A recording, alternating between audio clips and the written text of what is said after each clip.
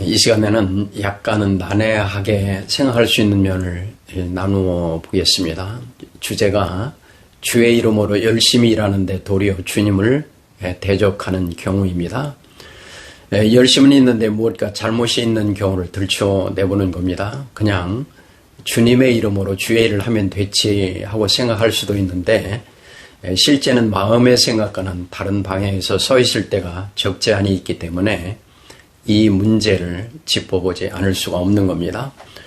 우리가 고속도로를 달릴 때 잘못 들었으면 열심히는 가지만 가면 갈수록 문제가 생기는 것을 쉽게 알 수가 있습니다. 신앙 안에서도 잘못된 지식을 갖고 결단하고 달려가다 보면 주의 이름으로 열심히는 하는데 더욱 어려운 문제들이 생기는 경우가 발생할 수밖에 없게 되는 겁니다. 이스라엘을 향한 바울의 외침을 들어보겠습니다. 내가 증언하노니 그들이 하나님께 열심히 있으나 올바른 지식을 따른 것이 아니니라. 로마서 10장 2절입니다.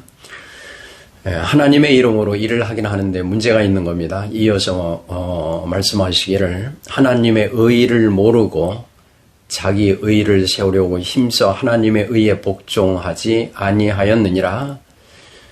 자신이 하는 것과 하나님이 보시는 각도가 다른 것을 지적하고 있습니다. 열심히 일은 했는데 뭔가 잘못이 있는 겁니다. 이스라엘 사람들은 늘 말하기를 자기들은 아브라함의 자손이고 한 분뿐이신 여호와 하나님을 믿으며 말씀하신 율법을 열심히 지키며 살아가고 있는데 무엇이 잘못이냐고 항변을 하곤 합니다. 그에 대한 극치가 바울 되기 전 사울에게서 나타나고 있습니다. 열심히 특심이 되어서 스데반이 순교하는 자리에서 티끌을 날리며 소리치고 있습니다. 그게 하나님을 위한 열심이라고 단정짓고 있는 겁니다. 사도행전 8장 1절입니다. 사울은 그가 죽임당함을 마땅히 여기더라. 3절에서는 사울이 교회를 잔멸할 새 각 집에 들어가 남녀를 끌어다가 옥에 넘기니라. 그런 그가 차후에 깨닫고 변화되어서 하나님의 일을 할 때에 유대인들이 하는 이런 일들을 자신이 과거에 했었음을 말하고 있습니다. 바울을 박해하는 유대인들의 모습입니다.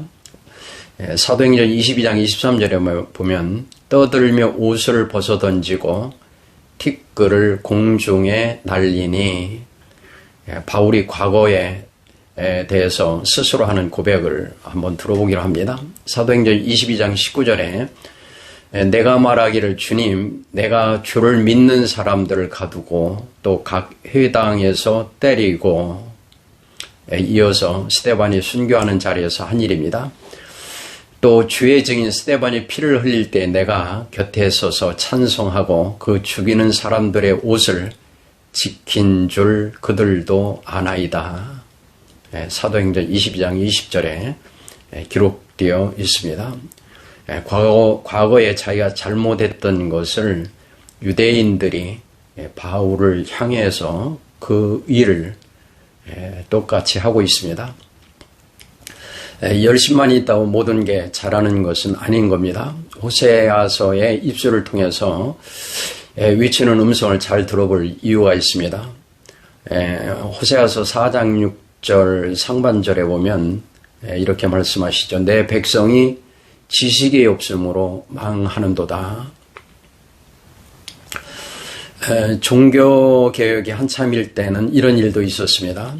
그 개혁을 돕는다고 농사 짓는 농민들까지 농기구들을 들고 합세해서 도시로 몰려와 소란을 피우기 시작했습니다. 돕는다고 열심은 있었지만은 이 일로 개혁을 이끄는 지도자들이 도리어 곤란을 겪게 되고 구교에서 돌아온 많은 분들이 어수선함을 감당하지 못해서 예전으로 되돌아가는 불상사가 생겨서 그 후유증은 오늘날까지도 영향을 미치고 있게 되었습니다. 공산권이나 이슬람권을 향하여 함께 해외 선교 여정을 갖는 중에 어떤 분들은 선교지에 왔으니 전도를 해야 한다며 전도지를 들고 거리에 나가 열심을 내는 분들도 마주쳐 보았습니다. 그들은 몇 주 후 돌아오면 그만이지만 현지에 남아있는 선교사들은 뒷수습을 하느라 진땀을 흘려야 하는 경우들입니다.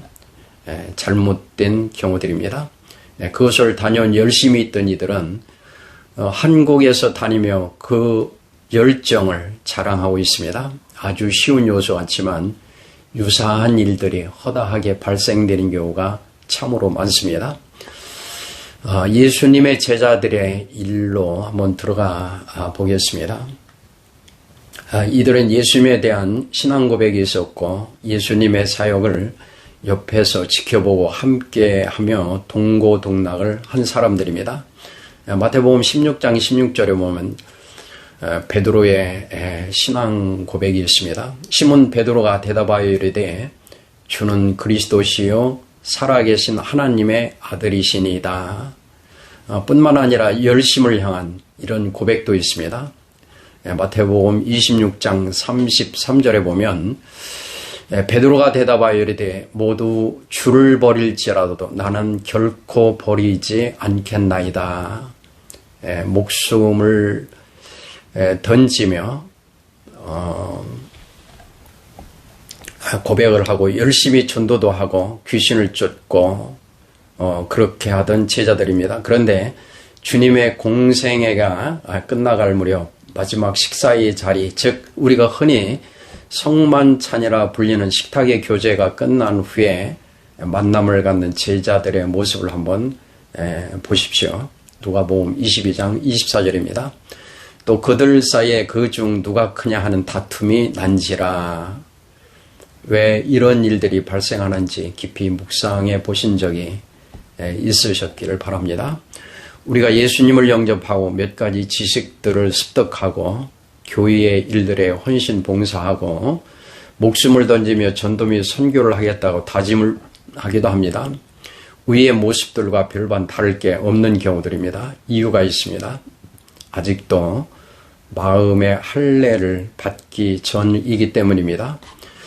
주의 이름으로 사역을 하는 것도 중요하지만 더 중요한 것은 그 일들에 앞서서 자신의 마음을 바라보고 깨우치고 할례를 받는 것이 선행되어야 할 것입니다. 너희는 너희 아비가 행한 일을 하는도다. 대답하되 우리가 음나는 데서 나지 아니하였고 아버지는 한 분뿐이시니 곧 하나님이시로다 라고 응대하는 유대인들이 나와 전혀 다른 잘못된 나쁜 사람들이 아닙니다. 그들의 주장은 오늘날 자신은 모태신앙으로 자랐고 오직 예수님을 믿으며 신앙생활을 했고 열심히 특심이 되어서 헌신 봉사하기에 전혀 잘못된 것이 없다고 우기는 경우가 흡사한 겁니다. 내막을 잘 들여다보면 자기중심적이고 마음은 딱딱하고 겸손을 가장한 교만이 가득하고 주님의 영광을 위한다는 명목을 내세우며 자신을 자랑하고 있습니다. 아직도 세상적이고 육신적이어서 자신의 욕심을 위해 주님의 이름을 이용한 하나님의 일에 열심을 내는 경우가 너무나도 많은 겁니다. 예민한 진단으로 발견될 수 있기를 소망합니다. 가려져 있어서 보이지도 않고 인지되지도 않아서 평생을 그 신앙으로 보낸다면 사탄은 즐거워할 일이고 하나님은 아파하실 일입니다. 우리가 마음의 할례를 들어보지도 못하고 할례를 받은 양 신앙생활을 할 수는 없는 겁니다. 자칫하면 열심을 내는 만큼 하나님 앞에 걸림돌이 될 수도 있기 때문입니다. 예수님 시대에 열심을 내었던 유대인들이 그랬고 바울 이전에 사울이 그랬으며 제자들 역시 그 모습이었습니다. 그 모습에 집중해 볼 필요가 있는 겁니다. 열심을 내어 밖으로 일하기 전에 자신의 마음의 속사람을 먼저 돌아보실 수 있기를 원합니다. 고맙습니다.